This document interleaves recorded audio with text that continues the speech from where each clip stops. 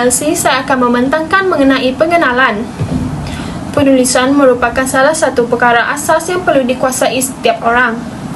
Tanpa tulisan, kehidupan boleh dikatakan tidak berjalan dengan lancar, disebabkan dalam aktiviti seharian kita wajib melibatkan tulisan. Tambahan pula, tulisan merupakan salah satu cara untuk berkomunikasi. Menurut beberapa tokoh, tulisan mengandungi maksud-maksud penting. Dengan adanya penulisan, setiap orang dapat menunjukkan idea atau gagasan dengan menggunakan tulisan. Seperti yang kita tahu, sekarang terdapat pelbagai jenis tulisan yang ada, misalnya tulisan Arab, tulisan Mandarin dan banyak lagi. Tambahan pula, terdapat juga tulisan pada zaman dahulu yang tidak pernah dilihat. Ini akan menarik perhatian para cendekiawan untuk mengkaji maksud di sebalik tulisan tersebut. Contohnya, tulisan yang terdapat pada mata wang pada zaman dahulu. Setiap tulisan yang terdapat di duit-duit tersebut membawa makna tersendiri. Terdapat 3 jenis mata wang yang akan dikaji, iaitu banana money, Malay's wartime currency $10, 1000 mark rich banknote 1910, dan Board of Commissioners of Currency Malaya $5. Hai, saya Manisha. Saya akan bentangkan objektif kajian daripada tulisan kami. Seperti yang kita ketahui, tulisan merupakan warisan sejak zaman dahulu lagi. Saya dan rakan-rakan telah diarahkan untuk melaksanakan satu tugasan di mana kami akan mengkaji tulisan daripada mata wang. Oleh itu, melalui tugasan ini, beberapa kajian telah dijalankan oleh saya dan rakan-rakan untuk mencapai objektif kajian seperti berikut. Pertama sekali, kajian ini dilakukan untuk menyelidik usia tulisan yang ada pada mata wang tersebut. Hal ini dapat membantu dan menambahkan pengetahuan kita terhadap sejarah awalan terbentuknya tulisan. Setelah melakukan beberapa kajian, saya dan kumpulan saya telah mendapat kebaikan daripada kajian ini, iaitu ilmu pengetahuan tentang tulisan pada mata wang. Seterusnya, objektif kajian untuk tugasan kami adalah untuk mengkaji asal-usul tulisan. Seperti yang kita ketahui, setiap perkara memiliki asal-usul, termasuklah asal-usul tulisan pada mata wang. Kami telah melaksanakan beberapa penyelidikan untuk menyiasat dan mengkaji asal-usul tulisan tersebut. Objektif kajian seterusnya adalah untuk mendapatkan ilmu pengetahuan tentang tulisan. Seperti yang kita tahu, untuk mendapatkan ilmu pengetahuan terhadap sesuatu seperti tulisan, kita perlulah menjalankan pelbagai kajian dan memperbanyakkan bacaan untuk mendalami ilmu pengetahuan. Semakin banyak kajian yang dijalankan terhadap tulisan yang dikaji, semakin tinggi ilmu pengetahuan dan maklumat baru yang diperolehi oleh kita. Itu saja daripada saya. Sekian, terima kasih. Selamat sejahtera saya ucapkan kepada Sewan Arifin dan rakan-rakan sekalian. Nama saya Elisa Jawan dan pada hari ini saya akan membentangkan pengenalan bagi ketiga-tiga mata wang. Kumpulan kami telah memilih 3 mata wang. Bagi mata wang yang pertama ialah duit pokok pisang. Selepas kejayaan Jepun menjajah negara kita, kerajaan Jepun telah memperkenalkan mata wang ciptaan mereka. Wang kertas ini dinamakan sebagai wang pokok pisang kerana wang tersebut mempunyai ilustrasi pokok pada wang $10 dan wang kertas ini juga diperkenalkan di tanah Melayu, Singapura, Borneo Utara, Sarawak dan Brunei. Nilai mata wang tersebut susut nilai kerana ia tidak mempunyai nombor siri dan memudahkan wang tersebut dipalsukan. Selain itu juga, kerajaan Jepun sewenang-wenangnya mencetak dan mengeluarkan mata wang tersebut tanpa had dan mengakibatkan peningkatan kadar inflasi. Selepas Jepun menyerah kalah dan bermundur dari tanah Melayu, secara automatiknya wang pokok pisang hilang nilai dan tidak digunakan. Seterusnya ialah Board of Commissioner of Currency Malaya 1941. Dolar Malaya adalah mata wang bagi jajahan negeri naungan British di tanah Melayu dan Brunei. Mata wang ini bersaiz 187 kali 110 dan mata wang yang kami kaji juga mempunyai nombor siri pada mata wang. Wang kertas ini mempunyai $1, $5 dan $10 dan telah dicetak di United Kingdom untuk diedarkan di tanah Melayu. Dolar Malaya telah dikeluarkan oleh Lembaga Pesuruhjaya Mata Wang Malaya berikutan laporan Blanchard yang mengesyorkan bahawa kuasa tunggal mengeluarkan mata wang untuk tanah Melayu termasuk Brunei dan negeri-negeri selat harus diamanahkan kepada Mata Wang Pan Malayan Suruhanjaya. Mata wang yang terakhir ialah 1000 mark rich banknote 1990 yang merupakan mata wang kertas besar dari Empire Jerman semasa pemerintahan Kaisar Wilhelm. Wang kertas diukir pada kertas keselamatan rami bergaris khas dan dengan benang sutra biru pendek yang dipanggil kertas Wilcox. Bahagian hadapan mempunyai lajur reka bentuk bunga dan bahagian belakangnya mempunyai figura wanita alegori. Satu memegang kemuli dan satu lagi cornucopia, mewakili perdagangan dan pertanian yang merangkumi jantan Jerman. Mark atau juga dinilai sebagai Goldmark mempunyai nomor siri dan mempunyai saiz yang lebih besar berbanding dengan wang kertas lain. Nilai keuangan wang kertas 1000 mark yang dikeluarkan sebelum dan selepas Perang Dunia Pertama telah dihapuskan oleh hyperinflasi pada tahun 1920. Apakah kepentingan menjaga tulisan warisan? Pertama, mengukuhkan asal-usul tulisan warisan. Pengukuhan asal-usul tulisan warisan amatlah penting untuk mengekalkan tulisan warisan pada masa hadapan. Hal ini amatlah penting kerana permodernan pada masa hadapan boleh mengakibatkan generasi muda akan mudah terlupa dengan tulisan warisan di negara sendiri. Setiap asal-usul tulisan warisan mempunyai pelbagai sejarah yang unik dalam pelbagai kaedah dalam penyebaran tulisan tersebut di seluruh dunia. Oleh itu, di Malaysia terdapat pelbagai tulisan warisan. Tulisan warisan yang terkenal di Malaysia adalah tulisan Jawi. Berdasarkan kajian yang dilakukan oleh Ahmad 2011 yang menyatakan tulisan Jawi merupakan tulisan yang diambil daripada skrip Arab yang sampai ke Kepulauan Melayu bersama dengan kedatangan agama Islam. Asalnya berperanan penting dalam usahakan penyebaran ilmu terutamanya ilmu agama Islam. Seterusnya telah digunakan pakai secara meluas sebagai medium komunikasi oleh orang Melayu samada dalam kalangan ahli masyarakat maupun dalam pihak luar pada abad 10 Masehi. Ingkap hubungannya yang amat rapat dengan bangsa Melayu, maka tulisan Jawi merupakan salah satu daripada tulisan peradaban dan lambang jati diri bangsa Melayu yang wajib dipelihara. Sejarah kedatangan tulisan warisan seperti tulisan Jawi menunjukkan kepentingan memelihara tulisan warisan tersebut seperti bahasa Jawi yang telah wujud sebagai identiti bangsa dan di negara Malaysia. Kepentingan kedua adalah tulisan warisan dalam pembentukan masyarakat majmuk. Malaysia merupakan masyarakat majmuk yang berbilang kaum hidup harmoni dalam sebuah negara Malaysia. Berdasarkan Dewan Bahasa, masyarakat majmuk boleh didefinisikan sebagai masyarakat yang terdiri daripada beberapa kaum atau bangsa. Oleh itu, tulisan warisan memainkan peranan yang penting dalam pembentukan masyarakat dalam memahami pelbagai bangsa dan kaum.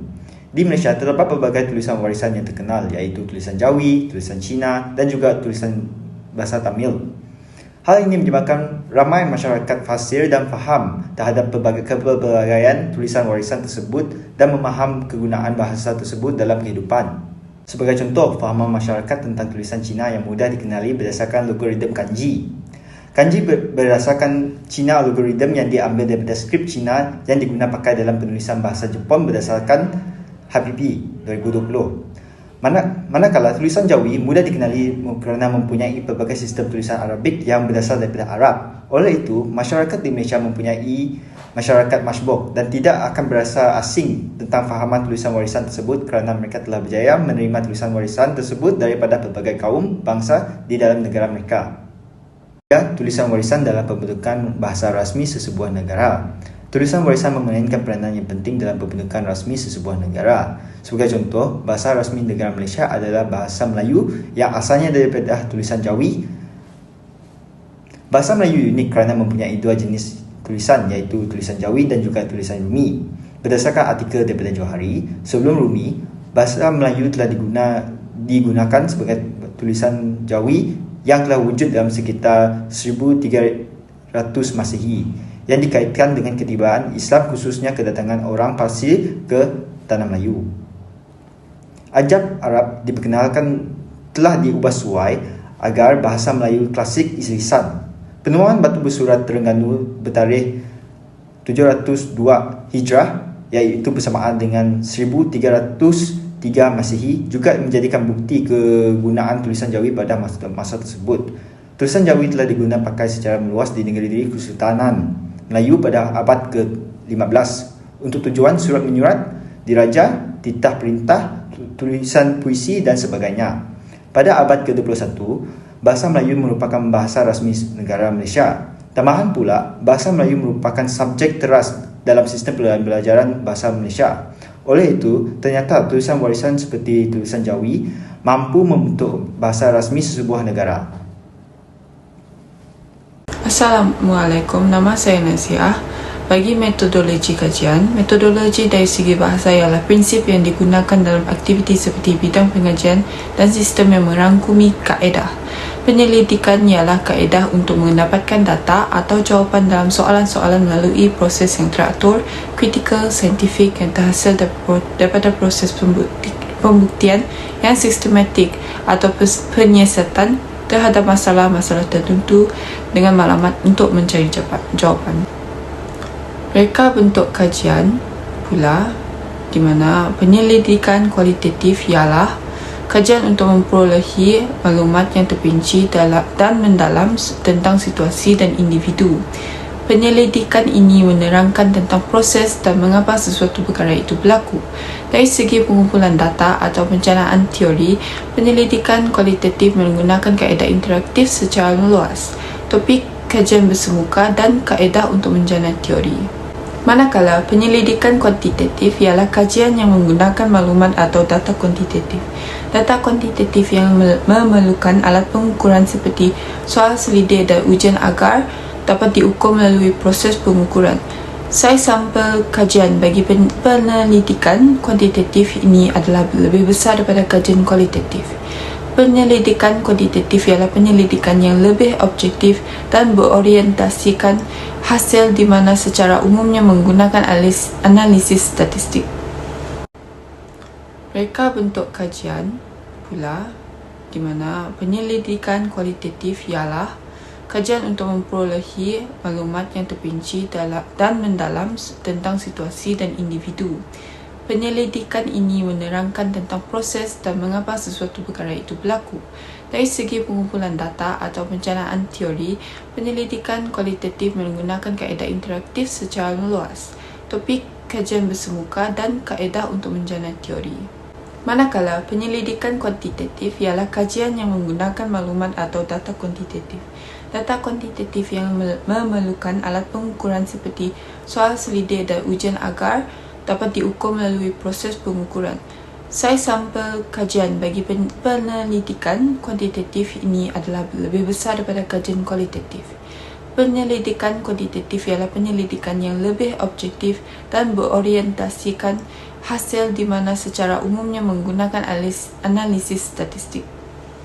Assalamualaikum dan selamat sejahtera diucapkan kepada Sir Wan Arifin. Nama saya Dayamel Ebi Putri binti Abang Ahmad. Pada hari ini, saya akan membentangkan untuk bahagian analisis. Seperti yang diketahui, kumpulan kami telah membuat kajian mengenai duit lama di mana kami memilih untuk membuat kajian terhadap 3 jenis duit lama, iaitu Germany 1000 Mark British Banknote dari tahun 1910, The Japanese Government $10 atau lebih dikenali sebagai duit pokok pisang dari tahun 1942 dan $5 Board Commissioner of Currency Malaya dari tahun 1941. Untuk pengetahuan semua, duit lama ini adalah merupakan hak milik ayah saya iaitu Encik Abang Ahmad bin Abang Haji Muhammad Kasim. Oleh itu, saya telah melakukan temu bual itu secara bersemuka untuk mengetahui dengan lebih lanjut tentang asal-usul duit tersebut. Dan apabila ditanya bagaimana beliau mendapatkan koleksi duit lama ini, beliau memberitahu bahawa beliau mempunyai banyak koleksi duit lama dan 3 jenis duit lama yang ingin kami kaji adalah merupakan sebahagian daripada koleksi beliau. Beliau juga menambah bahawa beliau memperoleh duit lama tersebut daripada almarhum ayah beliau yang bernama Abang Haji Muhammad Kasim bin Abang Taha. Dan kesemua duit ini adalah merupakan duit turun-temurun hasil daripada peninggalan nenek moyang yang bernama Datuk Patinggi Abang Haji Abdillah. Selepas menanyakan siapakah Datuk Patinggi Abang Haji Abdillah, ayah saya menceritakan serba sedikit mengenai Datuk Patinggi Abang Haji Abdillah bin Abang Haji Muhammad Kasim.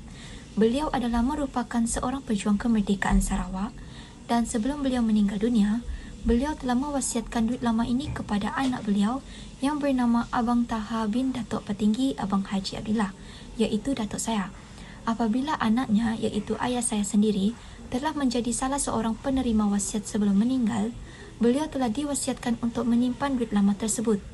Dan sehingga kini, ayah saya masih menyimpan duit-duit lama tersebut dan dijadikan sebagai koleksi. Salam sejahtera kepada Encik Wan Arifin dan rakan-rakan sekelas sekalian. Nama saya Cassandra Laurin Anna Lawrence dan hari ini saya akan membentangkan bahagian saya iaitu pendapatan. Apabila melakukan temu bual dengan pemilik duit lama ini, iaitu Encik Abang Ahmad bin Abang Haji Muhammad Kasim yang merupakan ayah kepada Dayang Mel Ebi Putri, terbukti bahawa 3 duit lama ini adalah merupakan duit koleksi turun-temurun daripada peninggalan nenek moyang Encik Abang Ahmad, iaitu keturunan Datuk Petinggi Abang Haji Abdillah. Ini merupakan perkara yang sangat unik bahawa keluarga Encik Abang Ahmad merupakan salah satu ahli keluarga daripada keturunan Datuk Petinggi Abang Haji Abdillah. Encik Abang Ahmad juga dengan senang hatinya menceritakan tentang latar belakang moyangnya. Ketika Sarawak masih berada di bawah pentadbiran Raja Charles Vanderbroek, Datuk Petinggi Abang Haji Abdillah merupakan seorang tokoh yang mempunyai pengaruh yang kuat. Datuk Petinggi juga merupakan salah seorang ulama di Sarawak, tetapi peranan beliau dalam perkembangan Islam tidak terlalu jelas. Walau bagaimanapun, Datuk Petinggi mempunyai sifat yang amat terpuji di mana beliau sangatlah menciptakan ilmu. Sikap cintakan ilmu ini telah mendorong beliau untuk membangunkan pendidikan dalam kalangan masyarakat di Sarawak, dan beliau juga telah mengadakan kelas di rumahnya secara sukarela. Daripada temu bual itu juga, terdapat pelbagai maklumat yang telah kami perolehi tentang pentingnya menjaga warisan, terutamanya warisan tulisan yang terdapat pada objek yang antik seperti 3 duit lama yang ingin dikaji oleh kami, iaitu Germany 1000 Mark Rich Banknote dari tahun 1910 dan Japanese Government $10 dari tahun 1942 dan $5 Board of Commissioner of Currency Malaya dari tahun 1961. Tulisan yang terdapat pada suatu objek amatlah penting untuk dipelihara dan dihayati agar dapat membentuk masyarakat majmuk dan melahirkan masyarakat yang hormat dan memahami adat daripada pelbagai bangsa dan kaum. Hai, nama saya Rena Jawad Ana Ismail dan saya akan memberikan kesimpulan untuk keseluruhan kajian ini. Melalui kajian ini, kewujudan tulisan dapat membantu kita mengetahui berapakah jumlah nilai wang tertentu. Kewujudan tulisan juga dapat membantu kita mengenal pasti wang tersebut berasal daripada negara yang mana. Walaupun di dalam kertas kerja ini hanya membincangkan kepentingan kewujudan tulisan dalam mata wang, namun banyak lagi kepentingan tulisan seperti di dalam perubatan, penulisan undang-undang dan banyak lagi. Oleh itu, kita hendaklah memastikan tulisan warisan ini tidak luput di dalam zaman. Hal ini demikian kerana tulisan warisan ini juga merupakan satu identiti kepada sesebuah masyarakat. Terima kasih.